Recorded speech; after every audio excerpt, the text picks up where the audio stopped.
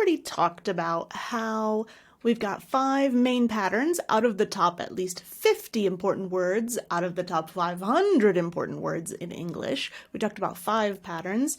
And then we also talked about some patterns that don't really fit those patterns, right? 2 of those things, one in which we can delete those middle schwa syllables, that's a choice, and another one where there's some variation in the accent, so there's some choice in there as to which syllable to stress. Now we're going to talk about 2 groups of words where when you change the stress, the syllable stress, then there's a change, a meaningful change. Maybe a meaningful change in the grammar, or maybe a meaningful change in the meaning. There's 2 groups. The change is just grammatical, and there's really no meaning change. Or there's another group where if I change those words, if I change the stress, I have a completely different word and the meaning is different. It's not just a grammatical difference. There's one word in the top 500 where if I change the stress, it only changes the grammar. And there's a bunch of words like this, but this is the only one in the top 500 words. I can say da-da, or I can say da-da. It tells me this is a noun and this is a verb. And the word I'm going to spell it is Project. If I say project, that's the noun. Da-da, that's the noun. I'm starting a new project. But if I say project, that's a verb. Project. For example, I need to project my screen onto the wall. Project. I can even project my project. Mostly it's a grammatical difference. What about words that are outside this list of the top 500? Why am I including words that are outside of the top 500? Because they follow this list. And these patterns, these strange patterns that I'm talking about, they're important to be aware of, but they're not going to be your most common words. When these come up, you can say, oh yeah, I remember that. That's something Bianca talked about. I've got a couple more where either is correct and the meaning is basically the same. It's just going to be a grammatical difference. I'm going to run down this list.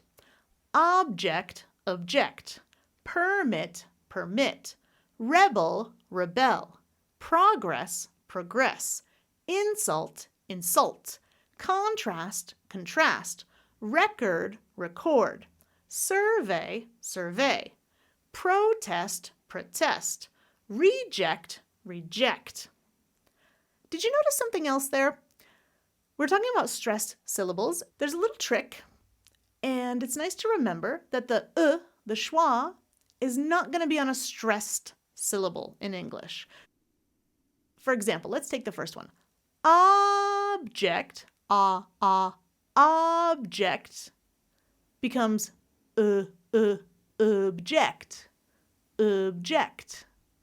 When I change the stress to that second syllable, I'm going to reduce the vowel to object, object. I started with I can't say I can't say object.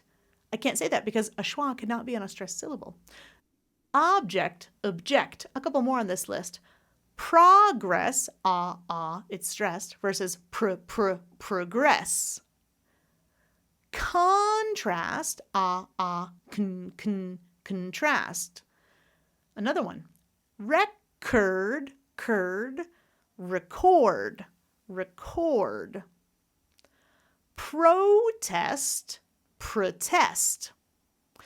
When I have an unstressed syllable, it can be schwa. It doesn't mean it has to be, but it can be schwa. That's our sound. That's something you might have even noticed. Last one.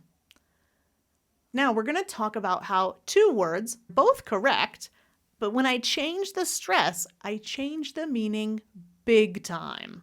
And I'm not going to go through the meanings here. If you want, you can look them up. You might not even know the words because, again, they're not the high-frequency words. Some of them you might know, but some of them you might not know. They're just examples. There's more out there, too.